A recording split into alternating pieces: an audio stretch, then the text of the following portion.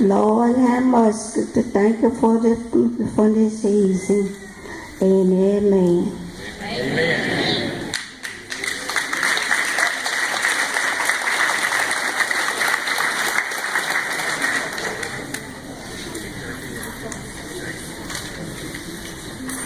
I'd like to welcome you to the 2015 Mental Health Town Hall meeting. And I appreciate everybody coming out. The crowd is tremendous. I think we have 3 organizations represented here. Of course, Riverbend Mental Health Center, Scope 310 Authority, and the Arc of the Shoals. And we have many clients and family members here, interested citizens, law enforcement, and etc. Chief Tyler speaking in? Okay. Okay.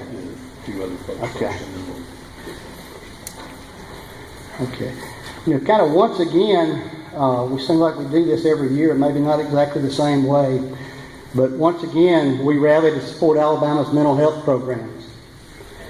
And it is time for our legislators and governor and other members of state government to work together and commit to providing funding necessary for services and care for our state's most fragile citizens. Legislators are elected to represent all, not just those without needs. Failing to provide adequate funding to mental health programs, to me, is like a father who won't take their child to the doctor because he'd rather spend the money on something else.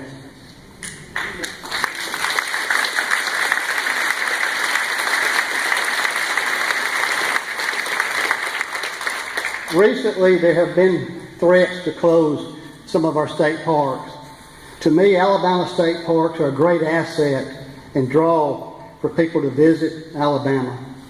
My family visits the state park at least 2 or 3 or more times a year. But if the choice is closing programs that enrich the lives of individuals with intellectual disabilities, or to deny treatment to persons with mental illness, or close the parks, then let's close the parks.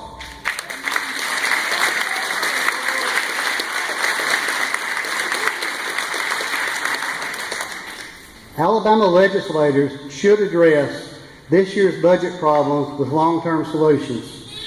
Current funding streams for mental health have no inflation growth.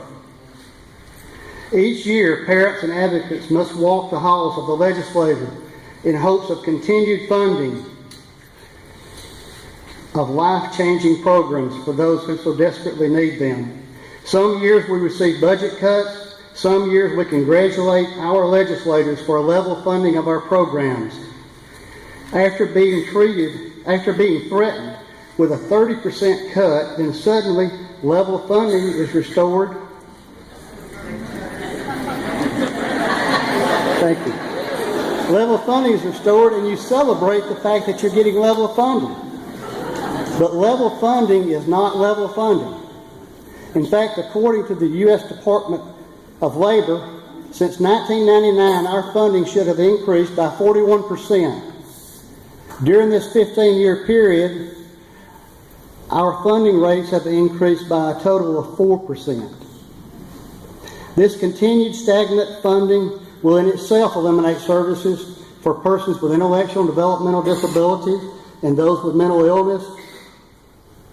Recently, while talking about the legislators' proposed budget, the Commissioner of Mental Health, Jim Reddick, stated that if this budget or anything close to it passes, it will dismantle Alabama's community-based systems of care for persons with mental illness and intellectual disabilities. Providers were given a questionnaire to give them the impact of an 11% cut, a 19% cut, and a 21% cut. And most of the providers I've talked to do not feel like they can remain open with any kind of program like they have now, even with the lowest of the cut. For years we fought the closure of expensive institutions that provided poor quality of life for its residents.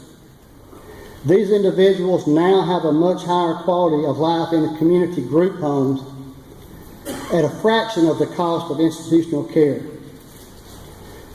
Of course, with the transition of services to community providers, most of us expected adequate funding would follow.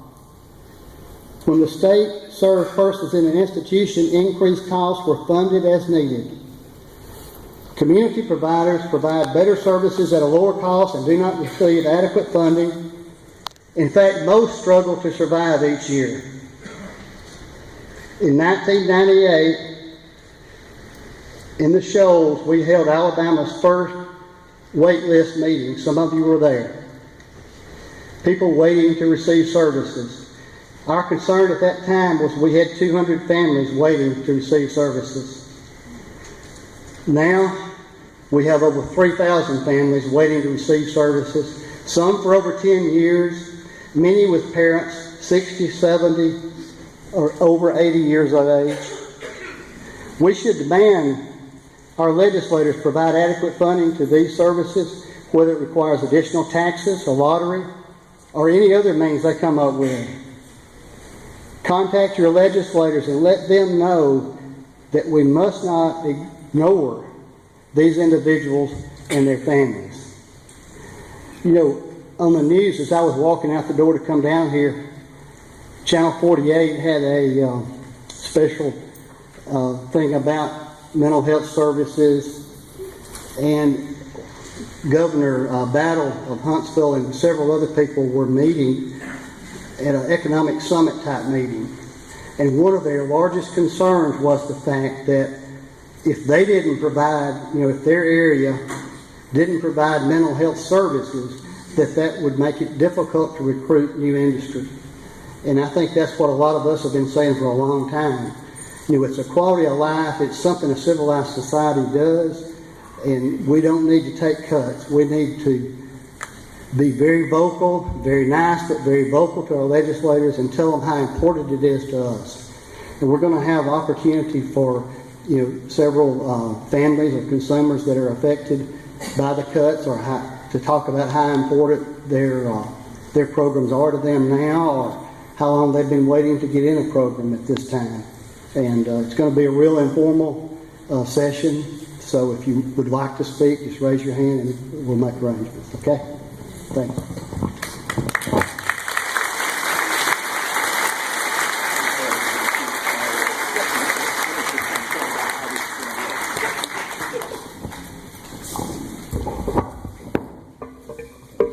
For those of you who don't know me, I'm Brian Livel. I'm the Chief Executive Officer here at Riverbend.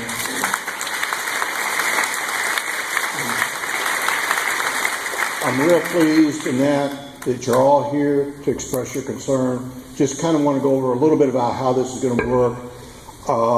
We have a number of dignitaries that are out there. There's a few in that, but if I start naming them, I'm going to overlook somebody, and I don't want to do that, so I'm not going to name everybody. We do have Chief Ron Tyler here from the Florence Police Department in that, and I do want him to be able to say a few words in that. Many of you saw what Chief Tyler put on the Facebook page about mental health regarding Florence, their website and that, and want for him to just comment. He has to leave about 7, so Chief Tyler, appreciate you coming.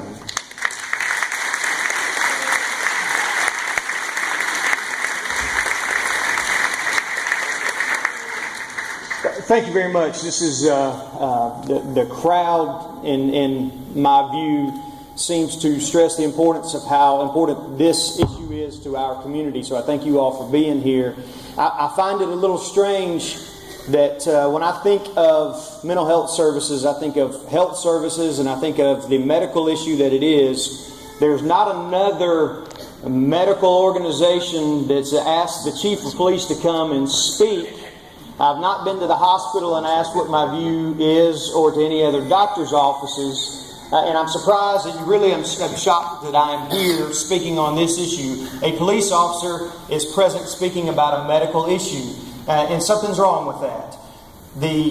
Here is my concern. mental health issues are medical issues that need medical treatment by trained, skilled medical professionals, not police officers and not law enforcement officers.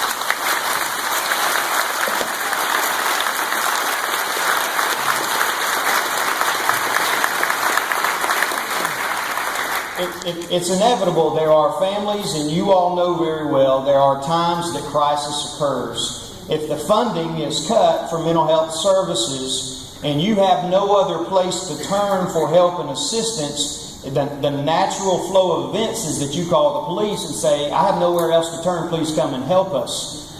The jails and prisons are not the facility and not the place for people with mental illness to be. It's just not.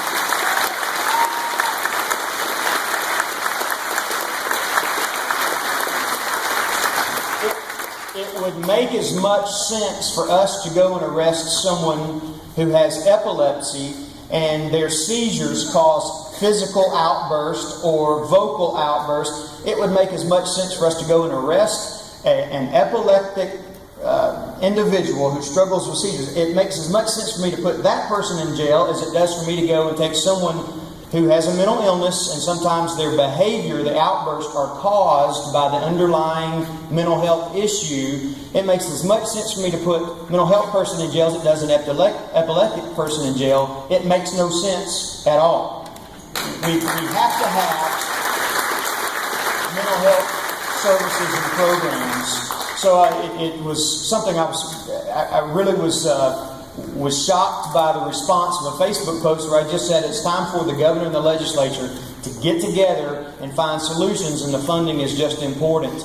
It's important to families. It is important to law enforcement because we are not equipped, as some of the other services are, to deal with your loved ones and to deal with people with mental illness. It's the wrong setting. We are the wrong people. It's not that we don't care. It's that we are not equipped and trained and skilled to do that. So we need to look out. We need to get the legislature and the governor to come to terms, find a solution, and fully fund mental health services. Thank you all very much, Brian. I appreciate it. Let's hope for the best.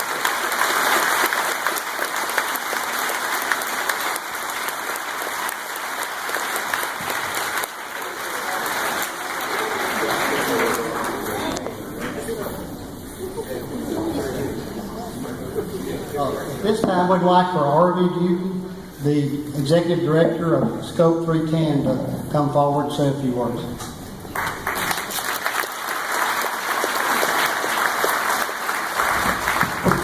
Wow, what a great turnout. Thank you all so much for being here. As an agency that provides services to individuals with intellectual and developmental disabilities in this community, any cuts will be significant and will impact the services that we provide. And we're no different than the Ark of the Shoals, the Ark of Franklin County, Volunteers of America, the Garner Home, Holly Homes, all great community providers. And so any cuts, it's a big deal.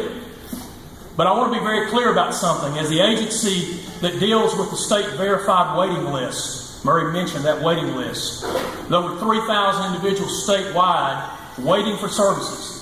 151 of those individuals are in our three counties, Lauderdale, Colbert, and Franklin counties. There are almost as many individuals waiting for services that are receiving services in our three counties. And that is a tragedy. And some of you in this room know what I'm talking about because you've been on that waiting list for 5, 10, maybe more years. So let's get this very clear from the beginning. If by some wild stretch of the imagination we are successful in what we do here tonight or in other events that will follow up the next few weeks and months, and let's say we embolden our local legislative delegation and they fight so that our cuts are minimal, or even, dare I say it, that we get level funding. As Murray has already said, that is a loss. It is not a victory. Because we do not have currently adequate funding to provide the supports that we need in the quality and in the quantity and measure that the individuals that we serve need. And so, level funding does nothing in that regard. Level funding makes no impact on the individuals who are waiting on the waiting list. The current configuration of serving 300 people a year from the waiting list, while 600 a year exit high school that qualify for the services. Now, you don't have to be a math major to figure out that that is a recipe for disaster. In addition, it does nothing for the individuals who are out there with developmental disabilities that can't get served. See, in Alabama, we call the services that we provide on our side of the house a developmental disability waiver. But in truth, in Alabama, we've narrowed that definition to only individuals with intellectual disabilities.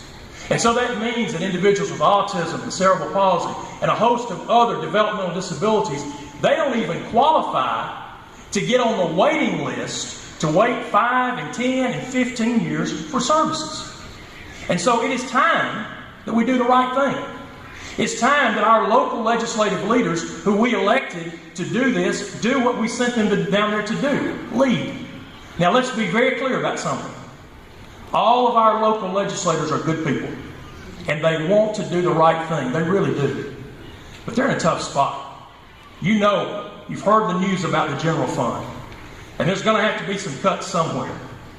But it's time for us to stop toying with the lives of some of the most vulnerable individuals in this state. It is time that we stop taking families that are already stressed out, wore out, exhausted, and put on their back the pressure and the stress of wondering if their loved one is going to have the few meager services that we can offer. It is time that we ask them to do the right thing.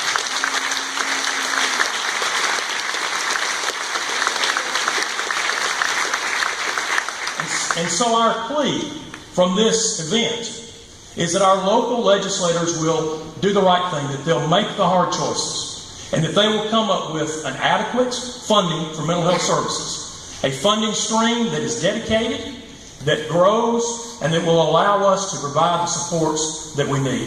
And we'll talk more about what you can do to be a part of that, more than just being here tonight as we conclude. So thank you again for being here, and I know it's going to be a great evening.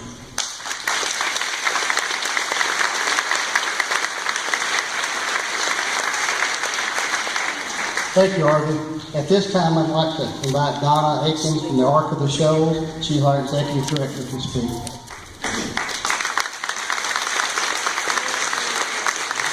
Good evening, everybody. It is just so heartwarming to see all of you here and know that there are this many people in this area that care about the least of these. Every year when we have elections, or every 2 years, 4 years, it has become the catchphrase to say it's about Christian values. We should stand behind what our Christian values are.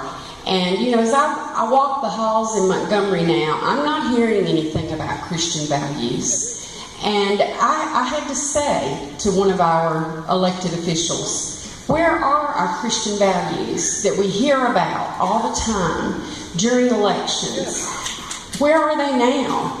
What, as Christians, should be done more than take care of the least of these?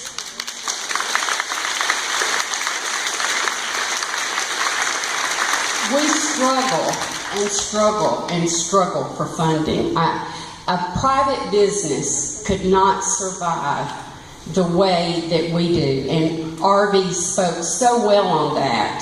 Think of your own household, that if you had the expenses you have today and you only had the income that you had in 1997, how many of us could make it? I certainly couldn't. But that's what we're asked to do time and time again. And what results is that we sit down with that budget and we cut and we cut and we cut. And who does it affect? It affects the people that we support, the people that we are charged to take care of, that we shouldn't even question how the money should be spent. We shouldn't have to worry year after year. I had been out of work for several months due to an illness, and I returned, and we were celebrating that we had gotten a 3% cut from the year before back. And I thought about that, and I said, really, y'all? We're celebrating getting 3% back that is based on a rate that was established in 1997. And something's wrong with this picture. I don't have the answers, but I helped elect the people that I thought could best come up with those answers. And I think each of us are charged with the responsibility of making them accountable. Making sure, as Arby said, that we have a dedicated funding stream. Oh my goodness, the work we could do, the things that we could get accomplished instead of spending, 4 months of our lives working on budget and begging for no cuts, hoping for an increase that never come. And, I've been in this business for 30 years now. It's hard to believe. But y'all, it's the same story year after year after year. This is nothing new. And it's time for it to change. Whatever it takes, I think we've got some smart people down there. And I bet some of you have got some ideas of things that can be done too. And it's just time to do the right thing. And you all did the right thing by coming out tonight. And we can't thank you enough for doing that.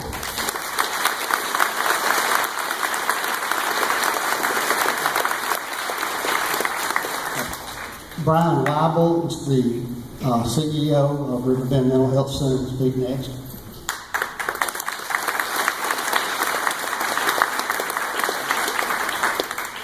I'm going to keep these remarks very short. At the end of the program, I'll have a few other things to say. I want to echo what's been said, though. Tonight is really impressive as far as the turnout that we have here. The community that we live in has been supportive of mental health for years. Many of you may not know, but Riverbend is the oldest freestanding community mental health center in the state of Alabama. We've been here 65 years. Started off as a Florence mental hygiene clinic, not a term we use